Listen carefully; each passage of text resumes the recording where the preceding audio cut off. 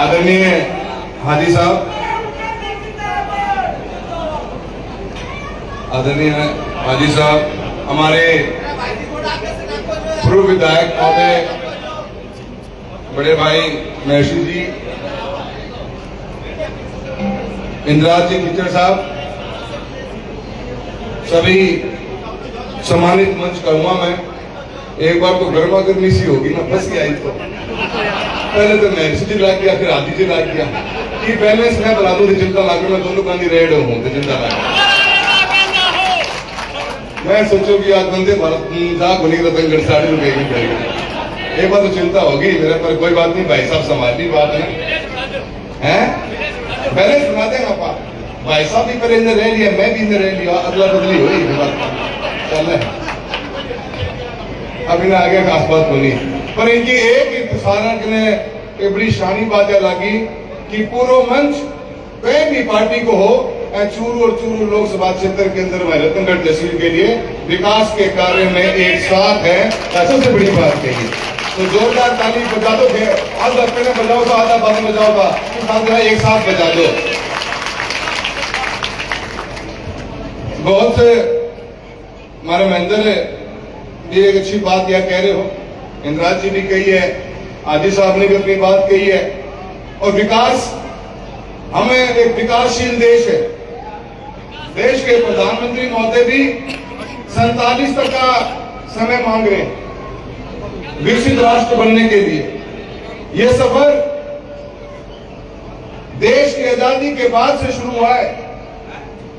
उस समय के हमारे हालात और हमारे कोर सेक्टर क्या थे, हमारी क्या जरूरतें रही होंगी, उन सरकारों ने उस समय के हिसाब से काम किया होगा और बेहतरीन काम किया होगा। हम जिस क्षेत्र में बैठते हैं, जो पानी भी हम आज पीते हैं, तो कहीं न कहीं देव नेहरू जी की है, तेरी कैनाल सिस्टम हिंदुस्तान के अंदर, नॉर्थ राजस्थान में, हरियाणा पंजाब में बनाने वाला। उस समय देश के ढांचे को एक रूप में देखा गया। राजीव गांधी जी का समय आया जब देश मॉडर्न और टेक्नोलॉजी के आधार पर आगे बढ़ा।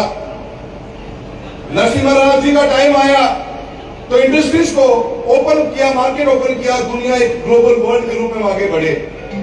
वाजपेयी जी का टाइम आया और हमेशा मैंने तो कहा है, आज इस मन से कहना चाहूंगा, इस गांव की जमीनों पर जब सड़कें पहुंची हैं तो वो सिर्फ वाजपेयी जी की बहुत बड़ी देन है, उसको हम भूल नहीं सकते। हर सरकार ने अपना बेहतरीन काम किया है और कोई भी सरकार, मैं तो दोनों गांधी रह लिया हूं तो इससे मैं बर्दाश्त हूं कि एक दिन भी कोई कहे कि हमने एक दिन में कोई चीज को खड़ा कर दे, ऐसा होता नहीं है। ये आप जो ट्रेन देख रहे हो आपके सामने, ये आईसीएफ को गाड़ी रेलवे के बैठे होंगे, अग्रवाल साहब आईसीएफ जो है, किसी बात नहीं। अभी जो ट्रेन गुजरी आपके सामने से, वो एलएचबी की ट्रेन है, जिसका 1980 में और लेट 1970s के अंदर जिसकी भी सरकार रही होगी, उन सरकारों ने उसमें लॉन्च किया और अपनी राजधानी और शताब्दी ट्रेनें चली। वो ट्रेनें सुपरफास्ट ट्रेनें थी, राजधानी स्लीपर कोच की ट्रेनें थी जो बड़े बड़े शहरों को दिल्ली से जोड़ती थी। और फिर शताब्दी आई जो उस बड़े शहर के पास में जो छोटे शहर हैं, जयपुर है हमारा, चंडीगढ़ है, अमृतसर है, दिल्ली बॉम्बे से नागपुर है, पूना है, वो शताब्दी ट्रेनें चली, वो एलएचबी कोच चली और वो एक लंबा समय चलता गया। एलएचबी टेक्नोलॉजी जर्मनी की है, लिंके हॉफमैन बुश नाम है उसका काम, और आज भी वो 40 साल पुरानी टेक्नोलॉजी है। 40 साल से वर्ल्ड ओवर में हिंदुस्तान यूज करता आ रहा है उसको। अखिलेश भाई साहब मैं सही कह रही हूं, बात तो सुनिए थे। और ये वो टेक्नोलॉजी, जिस टेक्नोलॉजी के साथ में हिंदुस्तान का रेल नेटवर्क बढ़ा, हमारी हाई स्पीड ट्रेनें बनी जो 130 किलोमीटर प्रति घंटा या 140 किलोमीटर प्रति घंटा से राजधानी और शताब्दी चली। फिर ऑफ लेट 2000 के दशक में, 2010 के आसपास, 5 और 10 के बीच में ये दिमाग में एक आइडिया आने लग गया कि हिंदुस्तान को अब सेमी हाई स्पीड ट्रेन भी चाहिए। सेमी हाई स्पीड ट्रेन जो इसी ट्रैक पे चल जाए, थोड़ी सी स्पीड बढ़ जाए, कंफर्टेबल हो। उस माइंडसेट के साथ में एक बीज बोया गया, वो 2008 और 10 के बीच में बोया गया, जिसको हाई स्पीड ट्रेन का प्रोजेक्ट रेलवे बोर्ड ने डिसाइड किया। वो सपना चला 2015 के अंदर टेल्को कंपनी स्पेन की ट्रेन सेट को हिंदुस्तान में मंगाया गया। उस ट्रेन सेट को हिंदुस्तान के अंदर अलग अलग रूट्स पे चलाया गया। आप ये ट्रेन देख रहे हो, इसके अंदर लोगो आगे लगा, इंजन लगा हुआ है, वो इंजन खींचता है। और ट्रेन सेट के अंदर जो वंदे भारत आएगी, इसमें लोगो नहीं होता, इसमें अलग अलग वे में मोटर्स लगी होती है। मैं सही कह रहा हूं सर? हाँ भरे रेलवे का इंजन के मतलब मैं सही कहने लग रहा हूं। एम इंजन को नहीं हुआ है, इसको पिकअप टाइम और 0 to 100 और 100 to 0 में अपना 30% को टाइम सेव करना। मैं सही कह रहा हूं सर? मैं बिल्कुल सही कह रहा हूं। तो ये एक नई शुरुआत के साथ अपनी सोच रही भारत सरकार जो भी समय रही होगी, 8 में, 10 में, 11 में, 12 में, 13 में, 14 में, सबने किसी भी सरकार के बोए के बीच को मिटने नहीं दिया, आगे बढ़ाया है। और यही हिंदुस्तान की सबसे बड़ी खूबसूरती और खुशबू है कि वो आगे बढ़ा है। ट्रेन कोनिया देखा नहीं, देख लो भाषण जल्दी आ गई। तो ये टेल्को कंपनी की ट्रेन आई, हिंदुस्तान में 7 बार चली, दिल्ली मुंबई पे चली। दिल्ली मुंबई का सफर 13 घंटे में लगभग पूरा कर लिया गया था। हमारे 3 साढ़े 3 घंटे बचे, पर वो कामयाब दिखा नहीं क्योंकि उसका ट्रेन का ढांचा थोड़ा छोटा था, हमारे प्लेटफॉर्म ऊंचे थे, अनेकों कमियां रही। फिर गवर्नमेंट ऑफ इंडिया ने मेक इन इंडिया के तहत वंदे भारत ट्रेन का सपना देखा। वंदे भारत 2019 में चालू हुई। एक सांसद के रूप में भाई साहब मुझे भी कह रहे थे, भाई साहब मैंने कभी भी शर्म रखी नहीं, मैं एमपी बीजेपी का था, तब भी मैं अशोक गहलोत से अनेकों बार मिल के आया, और मैं इस टाइम पे आज कांग्रेस का हूं तो मुझे मोदी जी से मिलने में शर्म नहीं आएगी। मेरा जिला आगे बढ़ना चाहिए, मेरी जिम्मेदारी मेरे लोकसभा क्षेत्र के 22 लाख वोटर्स की है, उसके लिए हर कोशिश को करना में मैं हमेशा मेरा प्रयास रहता हूं। आप भी मेरे साथ थे, जब भी मैंने आपकी भी सलाह नहीं करता था। आज मैं कांग्रेस में हूं तो मेरे कांग्रेस के साथ ही मेरे विधायक भी, जिनके विश्वास के साथ से मैं यहाँ पहुंचा हूं, उनके साथ आगे बढ़ के जो जरूरत पड़ती है स्टेट की, सेंटर की, चूरू जिले की, रतन विधानसभा की, अलग अलग क्षेत्र की अलग अलग डिमांड है, मुझे चलते हैं। और हमेशा इसी पर्पज से लेकर बीते हुए 10 सालों के अंदर 32 ट्रेनें चलाने का काम किया, जो अपने आप में रिकॉर्ड है भाई साहब। तो यह अपने चूरू लोकसभा के अंदर से अनेक स्टेशन के ऊपर कुछ ट्रेनें रतनगढ़ में ज्यादा है, कहीं रतनगढ़ ट्रेन हमारे चूरू और सादरपुर में ज्यादा है। हमारी हनुमानगढ़ टाइम पे ट्रेनें कम है, बैलेंस बनाने की कोशिश करते हैं और बहुत प्रयास करते हैं। इस वंदे भारत पर नजर भाई साहब डे वन से की, पर मजबूरी ये थी हमारी वंदे भारत के लिए कि बीकानेर का वॉशिंग लाइन, हमारे जितने भी इस एरिया में हम बैठे हैं भाई साहब, हमारे पास 3 वॉशिंग लाइन है, बीकानेर, गंगानगर और हिसार। हम जो भी ट्रेन लेके आते हैं, या कोई हिसार में एंड होती है, या बीकानेर एंड होती है, या वो गंगानगर एंड होती है। अब एक लालगढ़ और बन रहा है हमारा। और बीकानेर की वॉशिंग लाइन कंप्लीटली एग्जॉस्टेड थी, वहां पे स्पेस बचा नहीं। हिसार की भी वॉशिंग लाइन लगभग एग्जॉस्टेड है, गंगानगर के हालात और भी ज्यादा टाइट है। ऐसे में एक नए वॉशिंग लाइन की जरूरत थी, जहां इन ट्रेनों को पहले हम डाइवर्ट कर सके और ये नए रूट मिल सके। बड़ी मेहनत करी, निहाल चंद जी का भी नाम लेना चाहूंगा, उनकी मेहनत को भी मैं खराब नहीं बताऊंगा, उन्होंने भरपूर मेहनत करी और हनुमानगढ़ में नई वॉशिंग लाइन की घोषणा हुई। और वॉशिंग लाइन बने भाई साहब 4-5 महीने हो गए, 3 बार तो जीएम महोदय से मिलकर आया, मंत्री महोदय से मिलकर आया, मैं इसका उद्घाटन कर दिया जाए और ट्रेन और वॉशिंग लाइन को चालू किया जाए। जिस दिन वो वॉशिंग लाइन हुई, डिस्ट्रेस हो गया हमारा बीकानेर और वंदे भारत का रास्ता खुल गया, और ये वंदे भारत आज अपने सामने से गुजरने वाली। वंदे भारत ट्रेन शायद हमारा समय तो ज्यादा ना बचाए, क्योंकि अभी हमारा कुछ काम भी चल रहा है। हमारे दोनों ट्रैक डबलिंग हो रहे हैं, रतनगढ़ से लेकर चूरू और चूरू से लेकर सादरपुर, दोनों ट्रैक मेरे ख्याल से 200 करोड़ रुपए के ऊपर से लागत से डबलिंग का काम चल रहा है। जब डबलिंग हो जाएगी तो हमारे और भी ट्रेन की कैपेसिटी बढ़ जाएगी।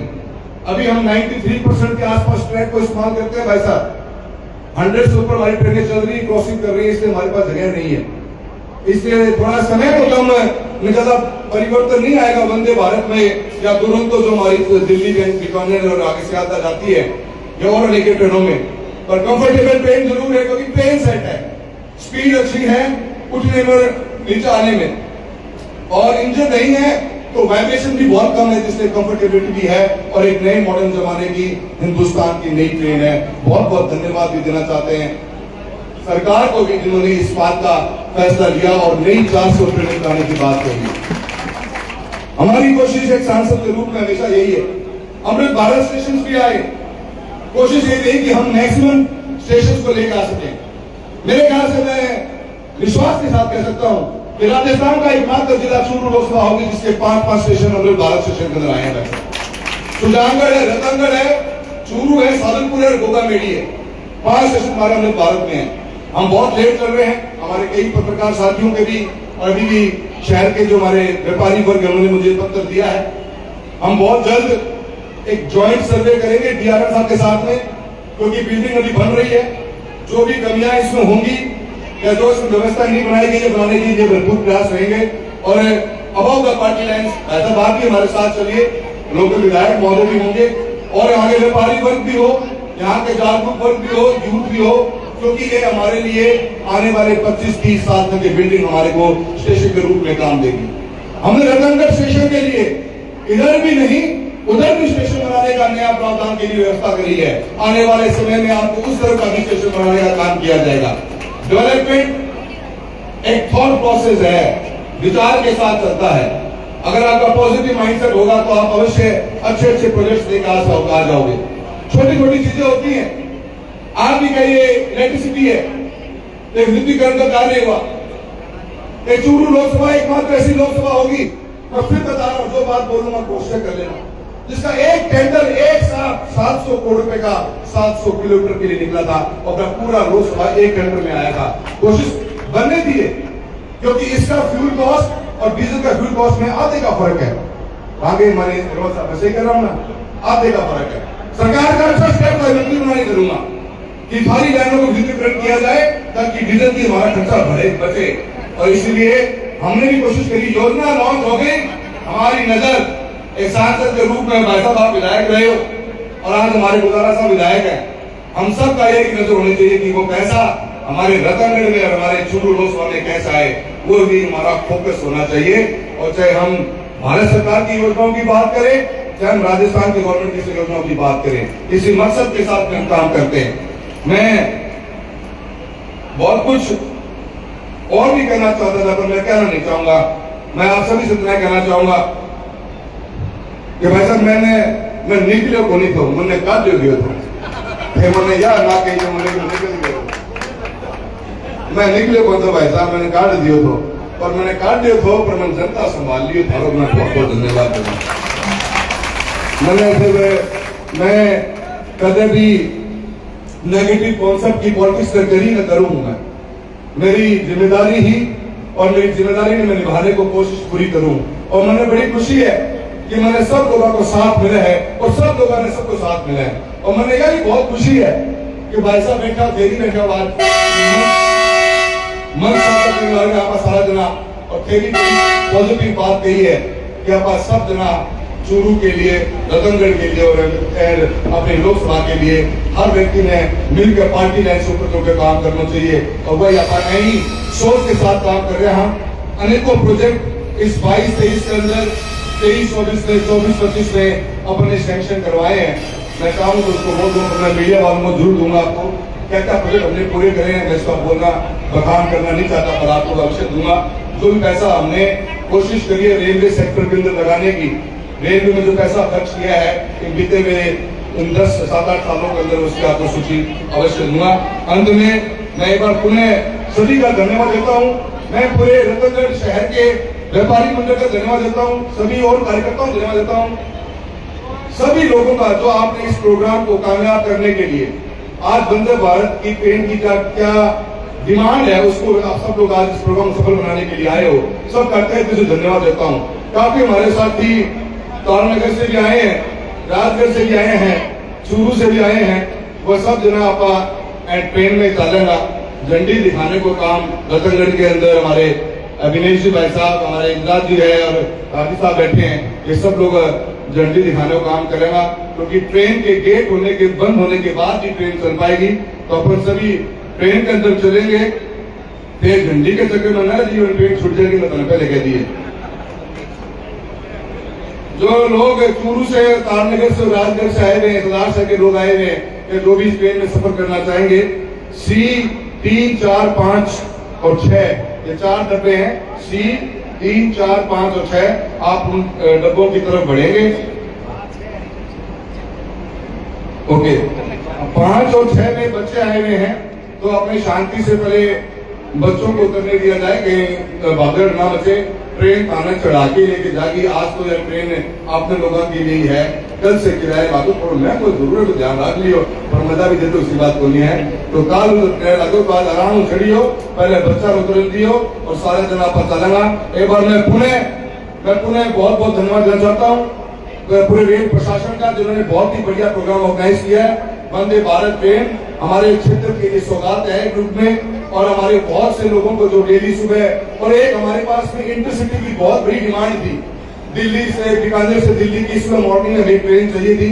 वंदे भारत उस गैप को भी पूरा करेगी और आने वाले समय के अंदर इस क्षेत्र के लोगों का बहुत बड़ा लाभ होगा। मैं सबके साथ में एक बार पुणे रेल मंत्री महोदय का भी बहुत बहुत धन्यवाद देता हूँ, जिन्होंने बीकानेर स्टेशन के ऊपर से इस ट्रेन को चालू कर इस चूरू जिले के सभी तीनों बड़े स्टेशन पर ट्रेन को रोकने का काम किया है। उनका भी हम तहे दिल से धन्यवाद देते हैं। बहुत बहुत धन्यवाद। जय हिंद, जय भारत।